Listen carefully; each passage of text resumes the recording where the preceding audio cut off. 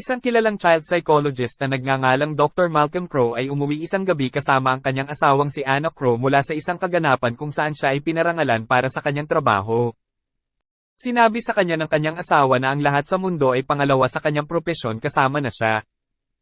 Napagtanto ng dalawa na hindi sila nag-iisa nang lumitaw ang isang binatang may baril. Sinabi niya na ayaw na niyang matakot at inakusahan si Crowe na nabigo siya. Naaalala siya ni Crowe bilang si Vincent Gray, isang nakaraang batang pasyente na ginagamot niya para sa kanyang hallucinations. Binaril ni Gray si Crowe sa ibabang bahagi ng tiyan, at pagkaraan ng ilang segundo ay ibinaling niya ang baril sa kanyang sarili. Sa susunod na taglagas, nagsimulang magtrabaho si Crowe kasama si Cole Sear, isang 9 na taong gulang na bata na may sakit na katulad ng kay Vincent. Nagiging dedikado si Crowe sa pasyenteng ito, sa kabila ng kanyang pagdududa tungkol sa kanyang mga kakayahan na gamutin siya kasunod ng kanyang pagkabigo kay Vincent. Samantala, ang relasyon nila ng kanyang asawa ay nagsimulang lumala bilang resulta ng kanyang pagtutok sa kanyang trabaho. Sa wakas ay ipinagtapat ni Cole kay Crowe na nakikita niya ang mga espiritu ng patay na naglalakad sa paligid tulad ng mga regular na tao. Bagamat noong una ay naniniwala si Crowe na naghahalusinate lang si Cole, hindi nagtagal ay naniniwala siyang nagsasabi si Cole ng totoo at maaaring may parehong kakayahan ni Vincent. Pinayuhan niya si Cole na gamitin ang kanyang kakayahan upang subukang tulungan ng mga multo sa kanilang hindi natapos na pakay dito sa mundo sa pamamagitan ng pakikipag-ugnayan sa kanila. Noong una ay tumanggi si Cole dahil natatakot siya sa mga multo, ngunit hindi nagtagal ay nagpasya siyang subukan ito. Ang isa ay isang asawang sobra sa trabaho na inabuso ng kanyang asawa, na naglaslas sa kanyang pulso. Ang isa pa ay sinusubukang saktan si Cole ngunit naririnig lamang bilang isang boses, na nagsimulang mahinahon na nagsusumamo kay Cole na palabasin siya sa madilim na aparador dahil siya ay nasusuka. Pagkatapos ay sumigaw kay Cole na hindi niya ninakaw ang kabayo ng master, at nagbabantang sasalakayin si Cole kung hindi siya sumunod.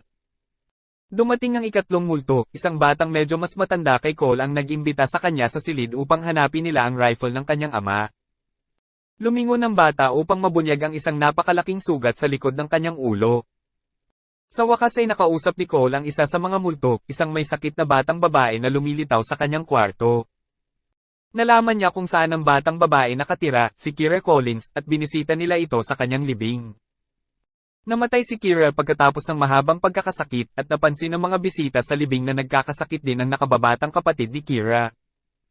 Nakatanggap si Cole ng isang kahon mula sa multo ni Kira, na nang binuksan ay nalantad ang isang videotape. Nang ibigay ito ni Cole sa ama ni Kira, makikita sa videotape ang ina ni Kira na naglalagay ng floor cleaner fluid sa pagkain ni Kira habang inaalagaan niya si Kira sa panahon ng kanyang karamdaman. Ang patuloy na karamdaman ay maaaring magpahiwatig ng unti-unting pagkalason sa isang kaso ng Munchausen syndrome by proxy. Ipinagtapat ay ni Cole sa kanyang ina, si Lynn, ang kanyang sikreto.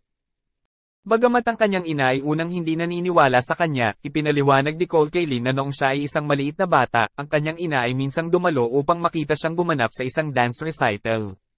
Hindi ito alam ni Lynn dahil nanatili ang kanyang ina sa likuran ng audience kung saan hindi siya nakikita. Sinagot din niya ang tanong niya noong nag-iisa siya sa puntod ng kanyang ina. Maluhaluhang tinanggap ito ni Lynn bilang katotohanan. Pinayuhan din ni Cole si Crowe tungkol sa relasyon nila sa kanyang asawa, na subukang makipag-usap sa kanyang asawa habang ito'y tulog. Umuwi si Crowe sa kanyang tahanan, kung saan nadatnan niyang natutulog ang kanyang asawa sa sopa tulad ng dati, kasama ang video ng kasal ng mag-asawa sa background. Nabitawan ng kamay ni Anna ang singsing na pangkasal ni Malcolm, na bigla niyang napagtanto na hindi niya suot. Si Crowe ay talagang pinatay ni Vincent at hindi niya alam na siya ay patay sa buong oras na nagtatrabaho siya kay Cole. Ang mga pagsisikap ni Cole ay nagbigay daan kay Crowe na sa wakas ay magampanan ang gawain ng pagbawi sa kanyang kawalan ng kakayahan na maunawaan si Vincent.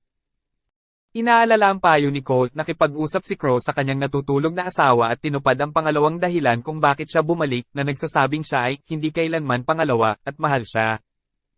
Sa pamamagitan ng pagpapalaya niya sa kanyang asawa upang magpatuloy sa kanyang sariling buhay, napalaya na rin niya ang kanyang sarili upang magpatuloy sa kabilang buhay. At dito nagtapos ang kwento.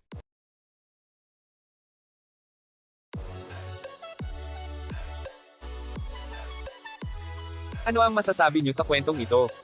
Comment niyo lang sa ibaba.